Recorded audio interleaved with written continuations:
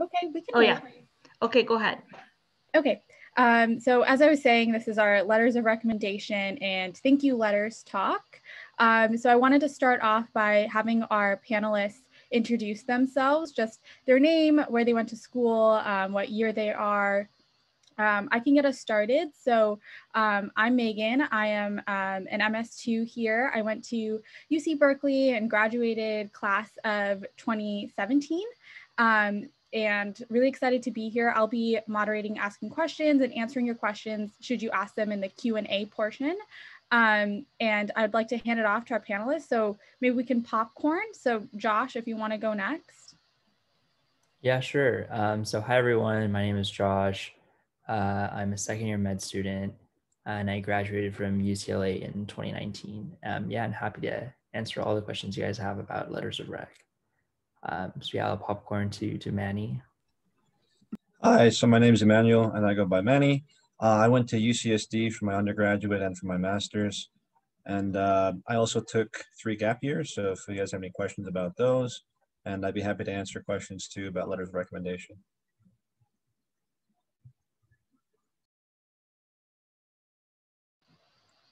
And oh, can't quite hear you, Anusha, so I'm not sure. Well, we have one more wonderful medical student joining us. Some few technical difficulties, but I'm sure we'll get her on here in no time at all. But another MS1 rather than MS2 for your perspective. So she'll be back with us in a moment. I'm also posting the agenda once again in the chat. Just take a look at that. It'll go over all the questions we'll be talking about today. There's also some helpful links in there as well as templates for emails that you might be writing and stuff that we'll be talking about as we go along. So keep an eye out for that. Okay. So without further ado, I think we'll just jump right into it. This is definitely a meaty topic. So we're going to spend about the next 30 minutes on letters of rec and then jump into thank you letters. And so with letters of rec, there's a lot of variability. Different schools have different expectations. But what we really want to talk about today is our individual processes and how we approached getting those letters, building those relationships, etc. So my first question to the panelists is, who did you decide to ask for your letters of rec? How did you build those relationships? How did you approach all of that? How'd you get started? So I can go ahead and kind of start answering that question. And I would say it was kind of a process because I feel like even though you might be able to get a letter of recommendation later on in your career or from a professor who you might not know as well, you might not get as quality of a letter as a professor whom you've known or taken several courses or a lab course with. One of the professors that I chose was a professor named Dr. Douglas Forbes. And the reason I chose this professor was because not only had I taken a class with her, I had also TA'd with her, and she was also an advisor for my master's thesis. So this person had a pretty good understanding of who I was as a student, who I was as like a student leader, and also my general interests related to medicine and science. So the more interaction you have with an individual who's seen you, if possible, in more than just one light, and more than just being a student, but also sees your interests outside of school and can kind of speak to you, not just your abilities, but also your character, I think that's a very strong letter writer. I guess during the COVID era, it is more difficult to form those kinds of connections, but from what I understand about undergraduate institutions is that they do have office hours virtually to some extent. And I think that one way you could probably start to build those connections is to, show up to those office hours for one, but also, ask questions that reflect that you are interested in the topic that a professor is showing you, that show an interest beyond the scope of just what's going to be on the exam, but rather you actually find the topic interesting. Yeah, I can go ahead and add on to that. I echo what Manny said. I completely agree. If you're able to form a connection with a professor in more than one aspect, that will really strengthen his or her letter on your behalf. I guess some of the people I asked. So I also, going to UCLA, like the class sizes are so big, as in your lower divs. Even if you find a good professor and go to office hours, it can be really hard to get to know that professor, like in a one-on-one sort of setting. So if that person like teaches an upper division class, I think that's a great way to kind of, deepen the bond you have with that professor, to try to take like another class, not only so, they can get to know you more, but you can get that chance to hopefully have, smaller class size and be able to interact with that professor in another setting. So I was able to do that for one of my professors. I had him as a second year, but couldn't really get to know him. Then took him a class with him as a third year again, and then I asked him for a letter after that. In a similar sort of way, I think if you're involved with research, like a PI is usually a really good person to ask. Most of the time you do have that sort of one-on-one connection, or you have like lab meetings or more intimate settings where they can really get to know the sort of student you are, and also talk about maybe less about your academic side, but more about your work ethic, your dedication to your projects, and kind of have like a counterbalancing aspect to like who you are rather than just your grades. And then also like a practical note too. So let's say you are in an online lecture format and there might be a Q&A session at the end, or an opportunity for you to ask questions for clarification in the lecture. That could be a really good opportunity for you to say, hi, Professor so-and-so, my name is this, I had a question of that, and to kind of get some familiarity with your professor too. So it's like, oh, I remember Josh. Josh was the person who came after the class and asked me questions on this, or I've seen him relatively regularly after class, ask me further questions for clarification. So a part of it is a numbers game of getting more exposure to a particular individual. The more times you can have that individual interaction, whether it's asking a question or something more personal, like Josh and I alluded to, that's going to help you in, well, for one, the professor remembering you, being able to recall who you are and be comfortable writing you a letter. But two, it starts to show that, you have that interest above and beyond the class, and it will lead to a stronger letter.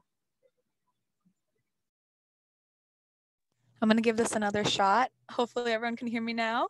All right, great. Okay, so just a quick intro about me. I'm Anwaisha Dubé. I went to Johns Hopkins for undergrad, graduated in 2018, and then worked at the hospital for like a year and a half before COVID. And then now I'm here.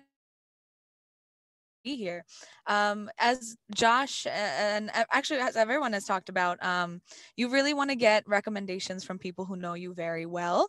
And I think, at least for me, I think I like the way that I approached forming relationships with like faculty members, with my PIs. Was like kind of trying to be their friend. I don't know. It's like a weird way to think about it. But like, especially if you're trying to take gap years, it's really awkward to like hit up your like gen bio professor with like 1,000 students, like, hey, remember me? Casually, like 3 years later, how you doing? So like I tried to hit up people that like I was a TA for, and we really worked on like a bond and like found ways to like find common ground beyond just like the subject that we were talking about. Like one of the classes I TA'd for was like protein engineering lab. And with my professor, Dr. Fitch, I just like, well, I didn't like plan to embed myself into her life, but basically that's what I did, where I got like, I like asked about her family, how was she doing? Like I went and saw a couple of her like kids' plays. Like I made the effort to try to get to know them, not for like the motive of like I want to like get a recommendation from you, but more just like you're a really cool person and I want to be able to keep this this going. And I kind of did like a similar thing with another teacher that I TA'd for, and it was one of like my leadership classes, and that was really great as well. So I guess the other thing I'd also say about recommendations is I would definitely try to get a diverse number of faculty members. Like you need someone to talk about your like academic amazingness and like all of the great like professional things that you've done, but I also think it's important to highlight your soft skills, because those end up being very important too, right? Like that's really what medicine is about. It's an art and it's a science. So yeah, I would also like spread it out so that you're getting multiple aspects of your personality being highlighted. Thank you so much for speaking about soft skills, because I was just about to add, I'm seeing a lot of questions from the Q&A about like more specifics on like what kinds of letters you need, etc. Like I said earlier, this really depends school to school. Every school has their own guidelines for what they want. Some schools will say we have a minimum of 3 and a maximum of how many ever. Other schools will say we have a maximum of 3. So they really vary, and you do need to look them up school to school as you apply. However, a good rule of thumb is that most schools will expect 3 academic letters. And within those 3 academic letters, usually they say they want 2 science type letters and 1 humanities type letter. This isn't to say this is true for every single school, it's just the most common method that they go about. And then they give you the opportunity to add in a few other letters that don't have to do with academics at all. You could choose to get a letter from a research mentor, you could choose to get a letter from a volunteer supervisor, a boss, anyone. And like we were just saying, that's all about getting people that can talk to different aspects of yourself, different parts of your personality, talk about your soft skills, talk about your passions, talk about how you're able to time manage or how you advocate for others. That's not always going to come across in a letter from a teacher talking about how well you study or the office hours you went to and the questions you asked. So yeah, again, it's really important to consider all of that. So I just wanted to give a little bit of background on what the number of letters is all about, because I know that's probably a question that comes up as we're talking about all of this. Okay, I see a lot more questions, but I think some of them might be answered as we go into our second question.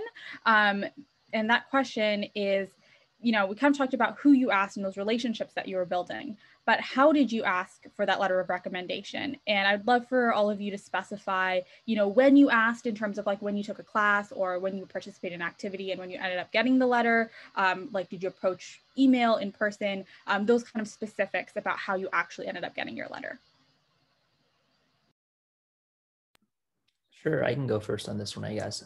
So I guess a little disclaimer here. So I did not take a gap year. So I guess my experience will probably be a little different than some of the panelists who did take one. I didn't have as much, time to have to follow up on my professors, I guess. So I guess with that in mind, most of the professors I did end up asking, I asked, as a third year when I was able to either get that, more intimate connection, I guess, in upper division classes, or I just met them as a third year, or that's when I felt like I've done enough in my volunteering organization to ask my volunteer coordinator for a letter. I think a lot of that happened in third year. And because I applied at the end of my third year, to go for medical school, I didn't really have to follow up as much with my professor. So I'm sure you'll hear more about that, I guess, from the other panelists. But in terms of asking, I know it's really tough now because of COVID, but I thought it was really nice to be able to ask in person. I think it is a more, just like a more personal. They can also like put a face to who's asking. Sometimes with an email, it can be like, who is that kid again?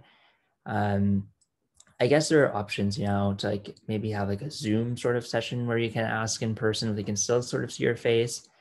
But I think that's just a helpful component. And I would try to say, even if you're taking gap year, if you're not, just before your cycle, just try to leave at least a few months there in between, like at a minimum, just because a lot of the, especially the super popular professors, they do get very saturated with requests for letters. I think one of my, people I asked him, just before his cutoff. I think I was a little late to get around. I think I asked him in like March or something. One of my friends asked like only a few weeks later, and he's like, I already have like hundreds to write. I can't unfortunately write one, even if he knows that person well, So you do want to make sure you do ask early.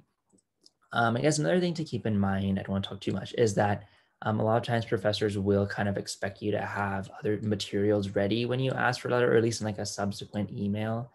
A lot of them already have like a template ready. You can tell they've done this so many times. They're like, oh yeah, great. Like, I'll be happy to write a letter for you. Can you please like send over like a CV, send over like a draft or your personal statement, like a list of your, like, how do I know you? Like, what are your, accomplishments, sort of thing like that. So those are all things to keep in mind. But I guess the main thing is you want to ask early, and if you can, like, ask where they can see your face, just to make it a more, intimate sort of setting. I would even go beyond. I think that Josh's point are very valid. I would go beyond that and say, if you're reaching out to a professor, take the initiative in sending them some materials. So like if I requested something from a professor who hadn't seen me in a couple of months or a year, I would take the initiative and be like, hey, I took, so-and-so class with you. Here's a CV of what I've done. I actually even included like a little picture of myself, like a professional picture that I had on there, just to kind of like trigger that memory. Oh, I remember that person.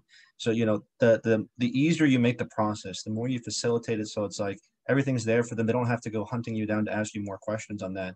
You know, the more likely they are to respond in a positive way in a timely manner, because, you know, you're making it very conducive and easy for them to say, okay, he has information here. He's told me the context and what he's doing. He even included a picture. So this is a candidate that I could write a letter for a lot quicker than someone that says, hey, can I write a letter for you? Okay, great. I need this from you. Okay, let me send that to you. And it's kind of a back and forth versus you having everything on the table already to begin with. And then another point I'd make, oh, sorry to cut you off, is that, you know, after you send your initial letter or your initial request, like Josh was saying, your professors are being inundated with hundreds of requests. So it never hurts to send a friendly reminder letter or a reminder email later on and say, hey, so-and-so, I just wanted to let you know that I really appreciate you writing, we wanted to write this letter for me. The deadline is this time. And again, thank you for your time. Just to kind of give them a friendly reminder, because, you know, when they're dealing with hundreds of students, it's possible, very possible that, you know, not maliciously or anything, but they could lose track of perhaps one or two or several applicants that have requested a letter. I was going to say that the biggest thing, I guess, with like the application cycle in general is just like getting things done early and getting things like submitted right away, because that's just going to help you in the application process and also give you peace of mind, and then you're not freaking out for months and months and months, which is really nice because we like mental health. But in general, I think I like started thinking about letters of recommendation as like early as like February and March, because again, as Josh and Emmanuel talked about, like your professors are going to be busy and it takes time to write a good letter. And also, like, sometimes professors will be like, can you write like a rough draft, like a skeleton? And if you're in school or if you're working, like, it's going to take you time as well to write that stuff down. Also, it's really weird to like write about your own accomplishments, so that also takes some time to just like mentally get over. So yeah, so like definitely give yourself time. I think I sent my first like emails out to professors in like March.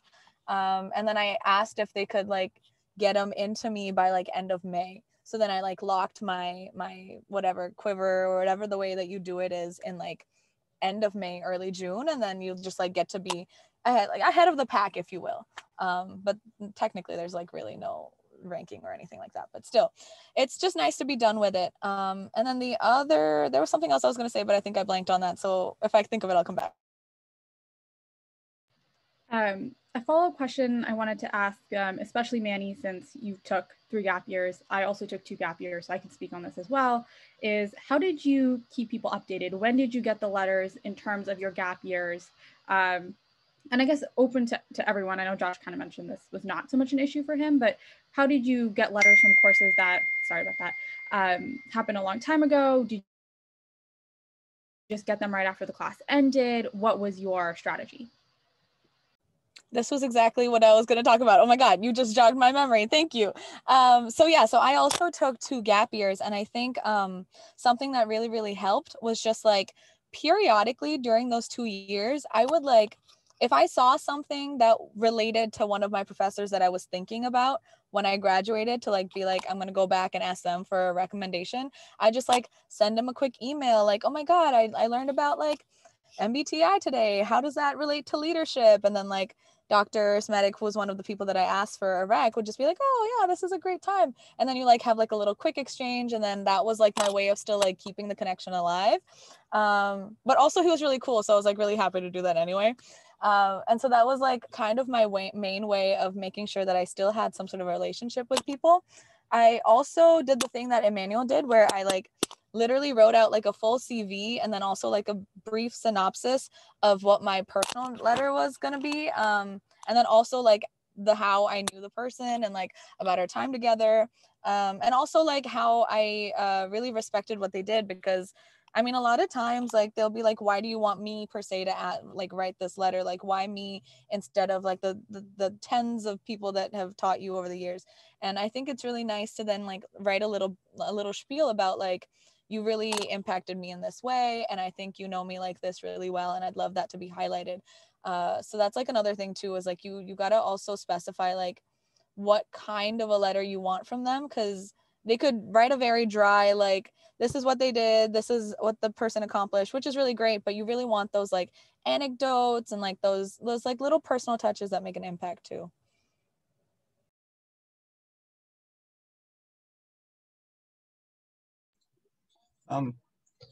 So I think that that's also important, and it kind of depends on whether you have any kind of a working relationship with this individual after you take the class.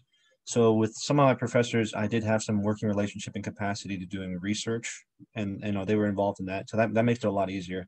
But if not, I think that the approach that Wisha was talking about, it does work. You know, you do want to, you don't want to force it and make it seem unnatural in terms of you know, you're giving them regular updates specifically for the purpose of getting a letter of recommendation, but you know, informing them in kind of a natural way and saying, hey, this is the things I've been doing in my life, here's an update about those kinds of things.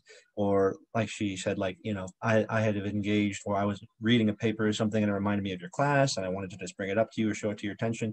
Those kinds of ways show that you have a genuine interest in having some kind of a formative relationship with this person, and it does make it easier for asking for requests, because it becomes less of a, I need you to do this for me, please, versus like someone, I know you and I'd be willing to do this for you. So it's important to keep that dialogue going. I'm not going to say there's a hard and fast rule, you need to do it every 6 months, every quarter, but you know, as things happen in your career, as developments happen, you know, you can kind of update the individual and say, hey, by the way, I just started doing this and I really enjoyed it. Hope you're doing well. I also wanted to just quickly pitch in and speak to the gap year experience. I got my letters of rec before I graduated, so like end of my senior year. I took 2 gap years, and I just decided that I'd rather get the letters before I left. And I got letters from professors I had just like the semester before. But what I did do was, after getting the letters, I sent them a thank you for writing me the letters, but also a little bit later, I sent them a follow-up being like, hey, this is the year that I'm applying. Thank you so much again for writing me these letters.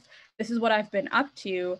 Please let me know if you ever want to chat or anything. Again, I appreciate you so much. So you can kind of use the medical school application process as a way to talk to them throughout, because they are very excited to hear about your decision to apply. You know, sometimes you get letters and you might not apply to the school that you thought you were going to apply to.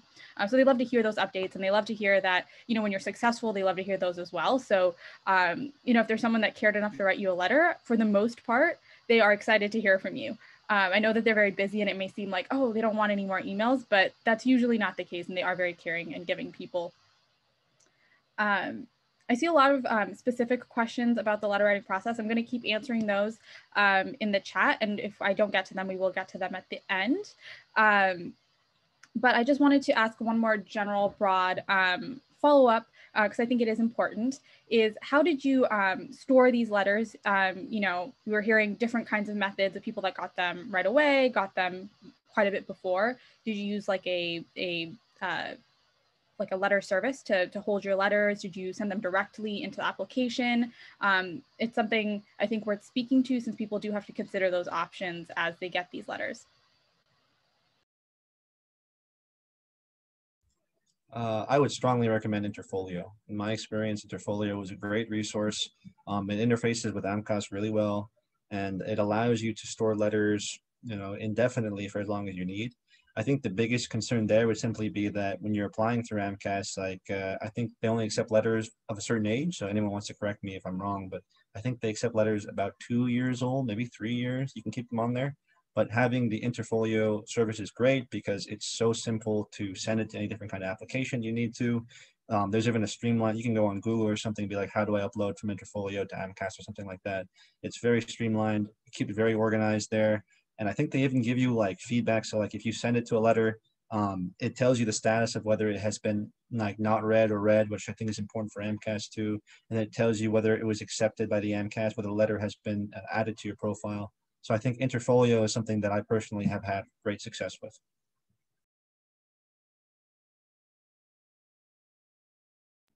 Yeah, I guess I can add a little bit to that. I've heard great things of Interfolio, especially for people who do take gap years. For most of my letters, because I asked them, you know, in pretty like a short time span, didn't really need to store them. I can't even remember what it's called, but just like the AAMC letter service, something like that. Like it was a free service available through the AAMC. I used that. But I think it, like kind of on a tangent, but sort of related. different professors, just especially the ones who are really busy and have a lot of requests, are kind of particular in how they like to submit their letters. So one of the professors I asked, and he was actually one of the ones I asked towards the end, he was like, oh yeah, like, can we do interfolio? And I was like, oh, like all my other letters were already in. So then like, it was kind of, I felt like, oh, like I need to buy interfolio just for like one letter.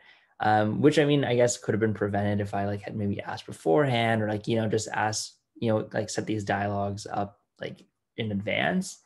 Not to say it was like a big burden, you know, just like Manny was saying, like I'm not very tech savvy, but I figured out interfolio very quickly. It just seemed like a very, you know, easy interface to use.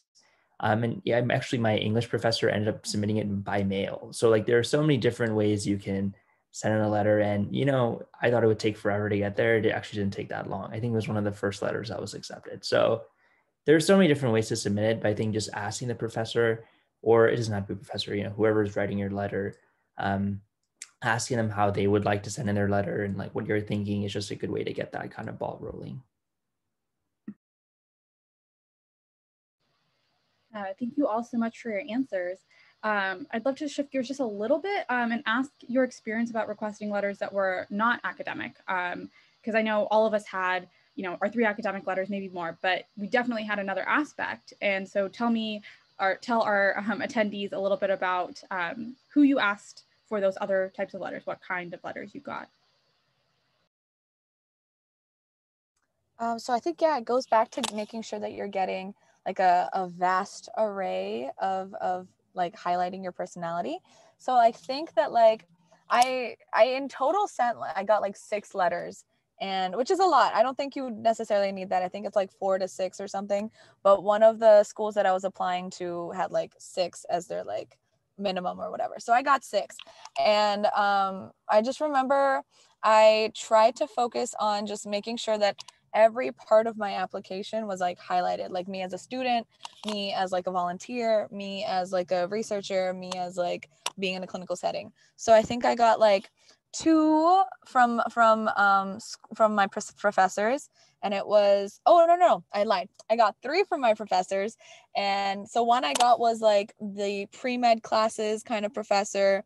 Another one was for like my business major, and then another one was for my main major, which was like my chemical engineering one. So it like highlighted like my full like academic life, I guess. And then the 3 other ones that I got were from research, because that was like an important part of my life.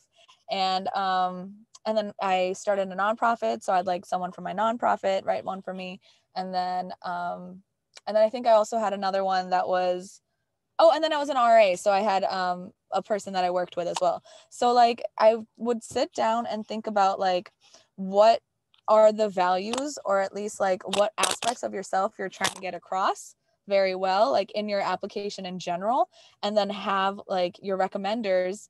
You need like the normal ones of like your professors, but then your other ones, like your extracurricular ones, especially like which activities are you really proud of, and you want those super highlighted in your application, because your recommenders can do a really good job of like getting across all of the great work that you did for them.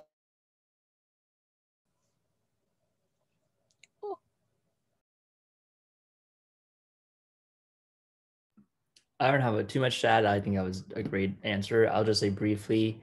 So the one person I asked that wasn't a professor or PI or anything academic, I asked this one of the volunteer coordinators. I volunteered at Reagan, the UCLA hospital, for like it was like a little over a year. So by the time I was applying, you know, I got to know her, and I asked her for a letter of rec, and you know, she was happy to do so.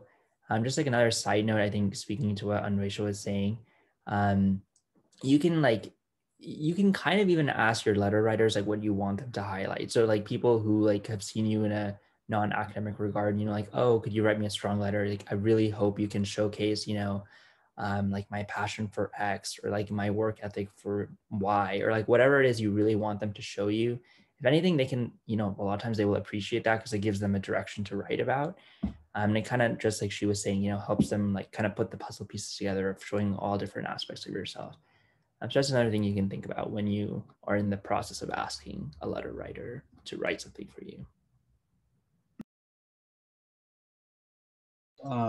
I kind of went a more, I guess you could say, some of the traditional people that you would ask, but I had a research coordinator, and I also had a physician write me a letter of recommendation too. But I would echo what Anwisha said and say that, the key part is, do these people understand your personality and your value system? And are they able to put that into a format that would help you get in? So it doesn't necessarily have to be medical or scientific related, as long as in a capacity that shows some kind of value or trait that you want to present to the medical schools that are evaluating your application. So, whatever constitutes, whether it's volunteering or whether it's some kind of a leadership position or something completely outside of the sciences, you can have that be an addition to your application, as long as it shows an aspect of your character and who you are that you feel would be good for your application.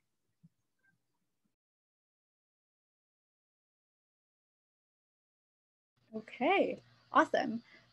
So with that, I know there's a lot more questions. We're gonna come back to this during the Q&A, but I did want to transition over into talking about thank you letters and how to thank interviewers, perhaps after you've had an interview. So my first question is, did you send thank you letters? And if so, what was your basic idea behind it? Like, how quickly did you send it and what did you say?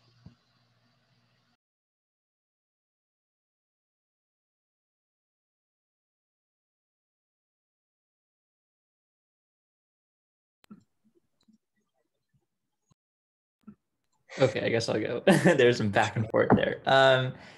Yeah, so I think thank you letters are really a nice way to, thank whoever interviewed you for taking the time out of their schedule. A lot of times these physicians are super busy, and it's nice for them to be able to do that. And of course, it does kind of help your chances sometimes of getting along and getting that acceptance. So yes, overall, I think I would recommend it. Then again, there are some school-specific policies, I guess, on how schools accept thank you letters. And a lot of this is one of the most common questions I think people will ask on their interview days. How do we submit thank you letters? I think the most common way is a lot of times the letter writers will just provide you their email and you can just send it directly to them. Other schools or organizations will have a centralized admissions email where you can send your letters. And then the school will distribute your thank you letters to the specific professors. Either way, though, I think it is important to send them. Generally, I try to send them within a week, usually just a few days after my interview. And I guess a few tips that I would always use, I know some different people have different feelings on this. I would always try to include the date I interviewed, just so they remembered oh, it was great to talk to you on October 12th or whatever. So they're oh yeah, I remember on that date, I met with him. I think even more meaningful is usually to have something in your thank you letter that says something specific to your to who you are in your application. Oh, I had a great time talking to you about my involvement in program X and hearing you do work with this company, which is super similar to my interests, or something that is personal, so they can relate your thank you letter to who you were when they interviewed you, because they're seeing so many applicants. It's really easy to that mix them all up. But I think that's all I have to say for now. If I think of anything, I'll maybe hop back on.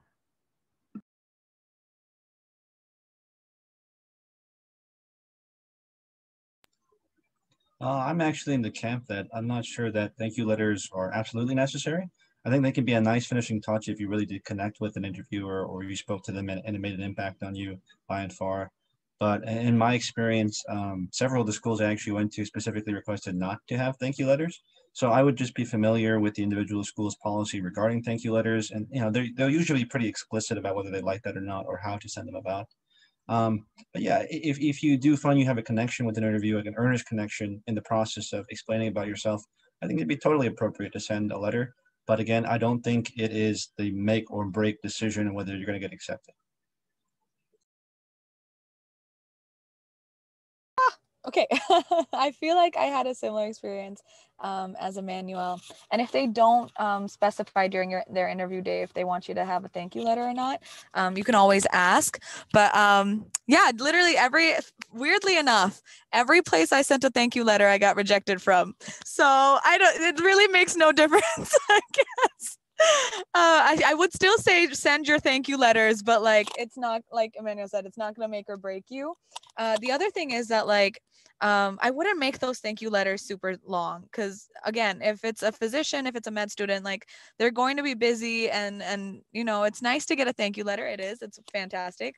But at the end of the day, like you still are trying to get through it quickly, and sometimes I've had friends who like wrote very long letters, and I think like I don't know. I think that the person that ended up receiving it was just kind of annoyed that they got a super long letter.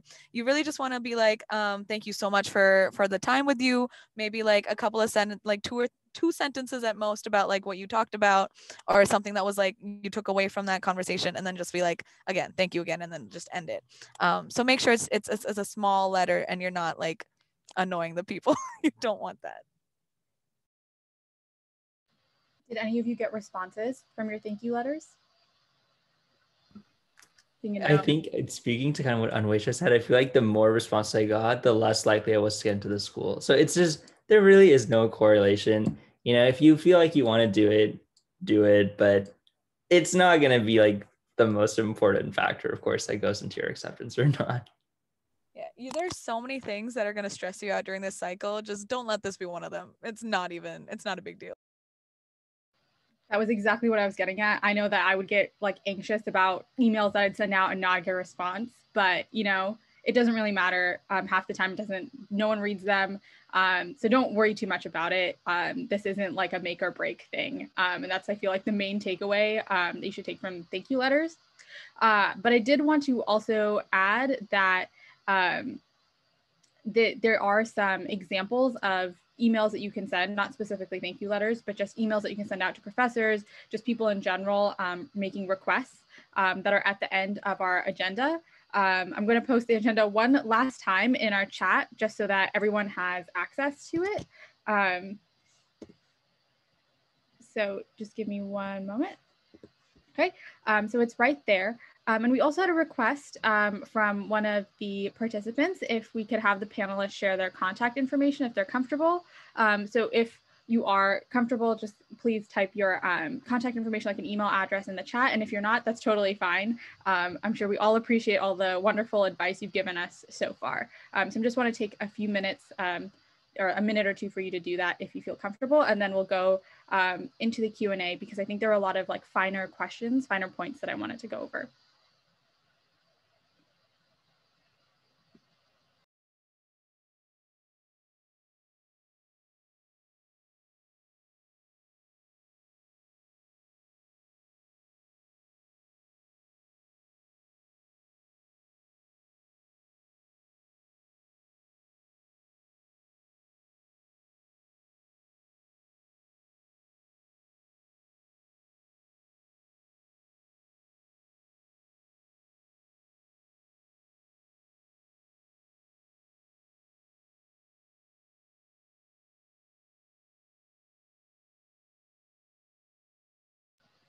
Okay. Well, the first question that I wanted to ask, because it came up actually 2 or 3 times, was about graduate school and graduate school professors. Did any of you do a master's by any chance? And how did that factor into your decision on how to ask for letters, who to ask letters from, if you got letters from your master's professors? I would definitely say it's an option. So I actually didn't use a letter of recommendation from a graduate school professor, but graduate school professor who I had worked with both in undergraduate and graduate school. So I did research with the professor, and at least in my experience with graduate school, like in the sciences, you know, a lot of what you're actually doing is not classes as much; it's more the research aspect. And I would definitely say that, you know, I did get a letter of recommendation from a professor that I had done research with in graduate school, and it for sure counts. Whether it counts as one of your 3 core letters, so the 2 sciences or the 1 humanities, I don't think as much, but it would be a very strong additional letter. So a lot of schools will allow you to send more than 3. And I don't know how common it is, but I think it's relatively common thing. And a letter from a graduate school professor who you've done research with and possibly taken a class with would be a really strong option. Awesome. Another question that came up a lot that I just want to clarify for everyone, it seems a lot of people are asking questions about what qualifies as a science letter versus a humanities letter, and there just seem to be a lot of general questions about that. For the most part, science letters are what you'd include in your science GPA, so things like math, stats, bio, chem, physics, you know, your basic sciences. A lot of questions came up about public health, and that really depends on the class. If it's a biostats class, that's statistics, that 100% counts. But, you know, a lot of other public health classes that are about like community-based health, those aren't going to count as a science class. And you can, of course, use that as a humanities letter. So similarly, like if you were to take a psych class and it was a psychobio class, that is definitely a bioscience letter. But there's other classes like the psychology of sleep might not count as a science letter. But like we were talking about, you can get letters from all kinds of professors. It doesn't just have to be science letters, and it's recommended that you get some non-science letters as well. So keep that in mind. If you have an excellent relationship with someone, if you did really wonderfully in the class and you love that topic, you can get a letter no matter what. You know, it'll fit into some category somewhere. So go for it. Does anyone have anything that they want to add to that at all? I was just gonna say, if you guys are confused at all, like I would think about the classes that go into your like BCPM GPA, so like biology, chemistry, physics, math, like those I think are like those hard sciences that they talk about when they want like a science letter. I'm trying to find it, but there's like an AAMC resource that like delineates what kind of a letter each class or like what kind of class it falls into in those like larger categories of subjects. I'll try to find it. Thanks for doing that. That I'm sure will be really helpful to clarify that. And then one other resource I wanted to mention is that when you are requesting your letter of rec, there is a guideline included on the AMC like website that kind of goes over what types of qualities a letter writer could speak about each individual person. It's like a 2-page document. And you can use that to figure out like when you're approaching a professor or anyone else about a letter, like these are things that I think you could speak positively about and reference that. So I think that's another resource and I can look for that as well. But as a follow-up to that, I wanted to ask, when you finally ended up like deciding to make someone your letter writer and they agreed, did you send them an email with your resume or your personal statement or any other information about you? If so, why did you? And if not, why didn't you? Or did you feel that it wasn't necessary?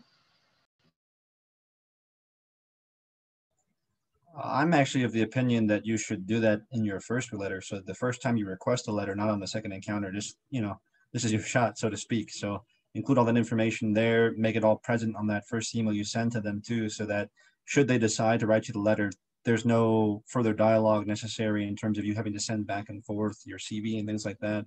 That first letter you send, I would put your pitch in there, and I would put your CV, I'd put your personal statement or things you want to kind of get the whole picture right there and allow them to decide based on what you provide whether they can write that letter of recommendation for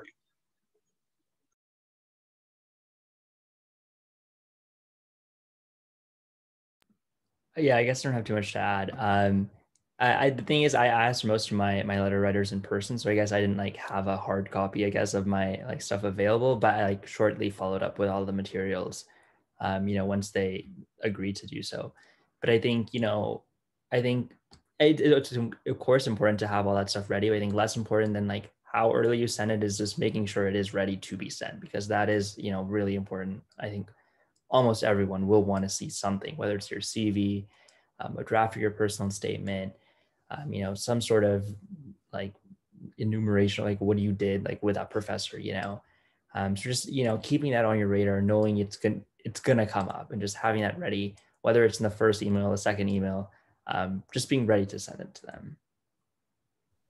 And it's really nice, like once you make like little document, whatever it is, you just send it to every single person. Like you don't have to really change it all that much. Like the content of your email obviously would change depending on who you're sending it to, because you want to be like making it very specific to that professor, that you really want it from them, and like you value X, Y, and Z about them, and so you really would love them to be the person that talks about you. But those documents you just attach, you send it every time. Just attach, mindless, send it, and it's great. Great. I think that was all the questions. We've pretty much answered everything else in the Q&A box, but I wanted to open up the floor for any questions that anybody had at this point that you feel comfortable typing in the chat or asking us. Just happy to answer. So we'll just leave the floor open. We have about a little under 15 minutes to go. So if you have anything at all, please let us know.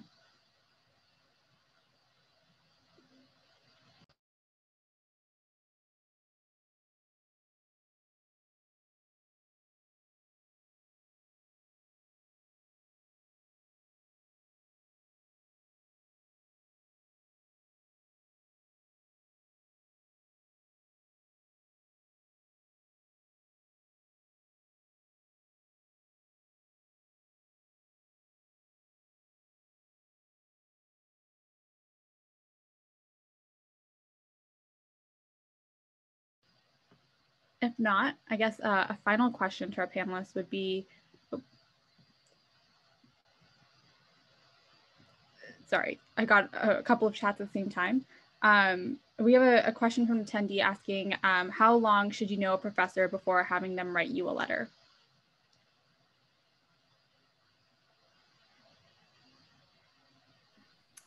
I guess I can briefly answer this. I think when you're at UCLA, I think 1 quarter, I think, is kind of a good minimum. Like you want to have the professor for the full course, make sure they, they can speak to who you are, like as a student. And it's nice, if it is an academic letter, to have like a good grade to go alongside like a final grade, so they can kind of speak to who you are as a student. I mean, you can kind of get away with asking someone like shorter than that. I personally was kind of having a time crunch because I applied as a third year, and I had someone I met towards the end of third year. But I just felt like I was able to get to know her very quickly, and I was able to ask her, even though I only knew her for a few months. But again, there's like no hard and fast rule. Just if you feel like this person can write a letter about who you are, why you'd make a good physician, I think that's more important than saying, I've only known this person for 4 months. It's not really a numbers game. It's more of just like how strong is your connection. I feel like I totally agree with that. One of my people, I literally only knew them for like a month, but we like worked with each other every single day, so it worked out really well because she knew me super well. So there's really no rule. It's really like it's kind of, you just have to think about it, right? Like, is this person going to be able to talk about me in a way that's going to be different than just, or like a dry, like, these are the things I've done, that's it. Like, you want that personal connection in it. And if you get that after like a couple of weeks or after a year or two, like either is fine. Yeah, I definitely say this is a situation in which it's quality over the quantity. So the quality of the relationship matters a lot more than the quantity of time you have with that person.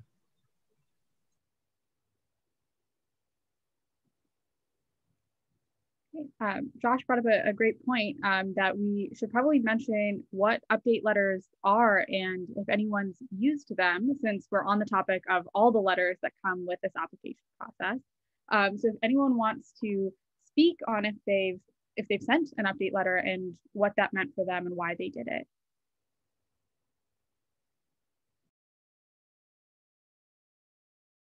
I feel like I was in a lot of internal crisis thinking about these update letters, because I mean, it's a long time. You're basically waiting for like a year to hear back from people, and a lot of things change.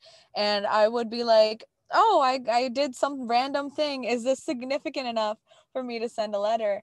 And I think I personally erred on the side of not sending the letter. I was kind of just like, trust the process, it's going to be okay. But it's like totally fine also to like send the letter, especially if something significant does happen. Like if you have a publication or something, I think that's like, you got to send that in. You have to let them know about that. But if you like become president of like a class, or like a, not a class, but like a random group on campus or something, I don't know if that's as significant per se.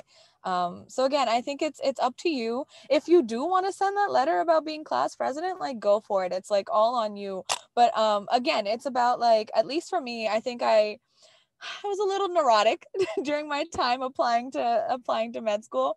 And I was just like, you know what, you need to calm down. If this update letter is going to stress you out even more, just like forget about it. So I was just like, we're not going to do this, but if that's something you want to do, go for it. Again, I would keep it short. The applicant, like people in the admissions committee are reading so many applications. I would just really quick again about how you loved going to the school, or like love something about the school. This is something new about yourself, the publication or whatever it is. And then like, thank you for your consideration. Goodbye.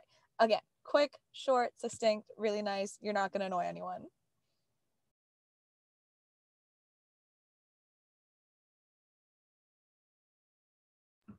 Yeah, I guess I can talk a little bit about it. I think I felt very similarly. I didn't really send many update letters. And I agree exactly with what you said. You know, if something really big comes up, like one of my friends did like a whole like global health project like during her year when she was applying. So she decided to send an update letter because, you know, she got out of it like shadowing, leadership. She's like, a lot came out of it, and she thought it was really meaningful to her. So it's really kind of a personal call. Again, you also do have to like check schools' policies. Like, do they accept letters before interview, after interview? How do they want you to upload the letter? Like email, portal, like there's all these like technical things to think about too. But if you just really feel like you think it'll be meaningful, like you just want to do it, like post interview, I think I only sent like maybe one school. I don't know, maybe it was UCLA. I don't even remember. But like I just felt like it was like I just had a really good time. Like I wasn't even planning on doing it. But just a few days later, I just kind of spontaneously wrote a letter and just updated it. And like I don't think I got a response or anything. You know, I just kind of felt like doing it. So it's really just a personal call. Again, like so many things go into like whether you get into a school or not. At that stage, I don't really think it's necessarily going to tip you over the edge or anything. But if you think you want to do it, you think it's just kind of, you know, just like what you feel like doing, and you think it's helpful, then I don't think it'll hurt. I will also add that schools also will tell you what their policy on update letters is, usually on your interview day.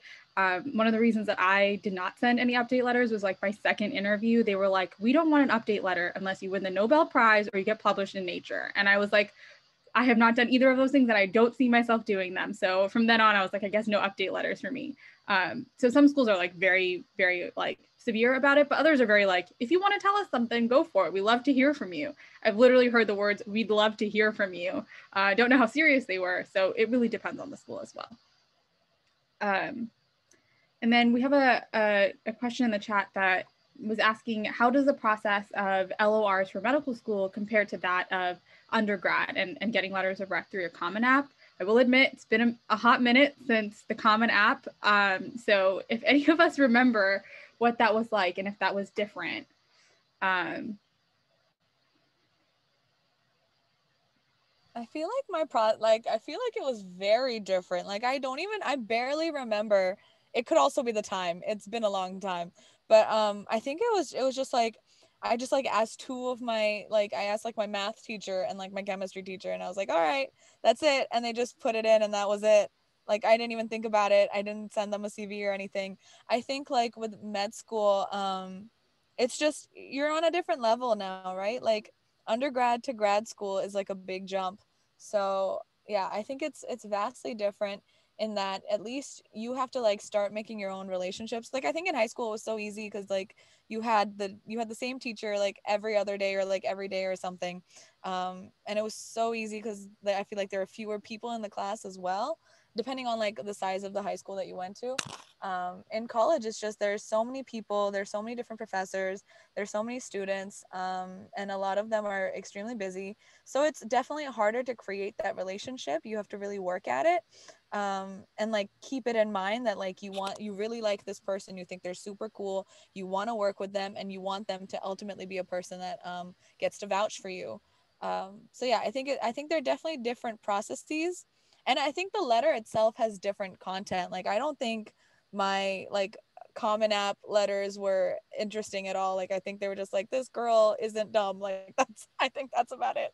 But this time it's more about like, what have you done in relation to that person? Like in research, have you taken on it, or have you like TA'd and come up with interesting ideas to help like your fellow classmates learn. I don't know, there's just very different. I think it's more about like what you've brought to the table with like a med school application letter of recommendation.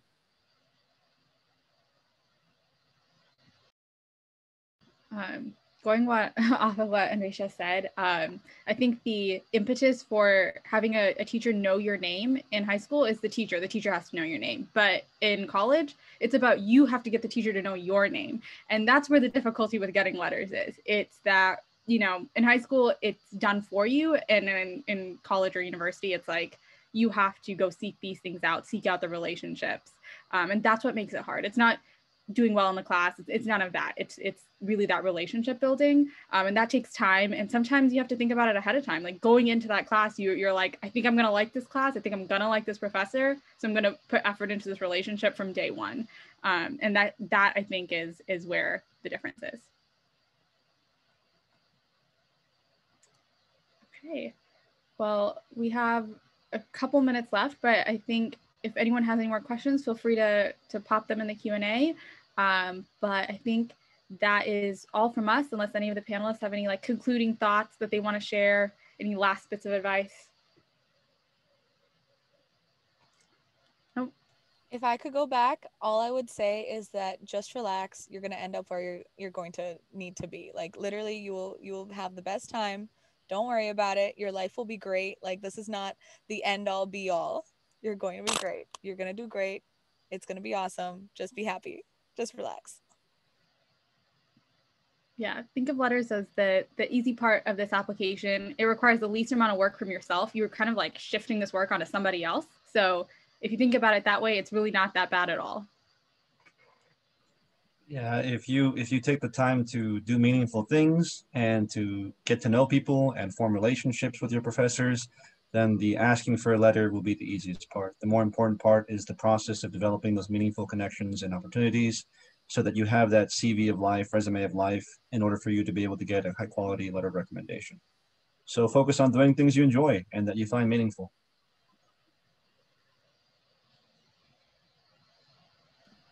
I don't have anything to add. I think that was excellent. Well, all three of you said, retweet. Awesome. That's it for us. Thank you so much for coming. And as always, if you have any questions, let us know. I'll put my contact information in the chat. We have Anvisha's contact information in there. So let us know if you need anything.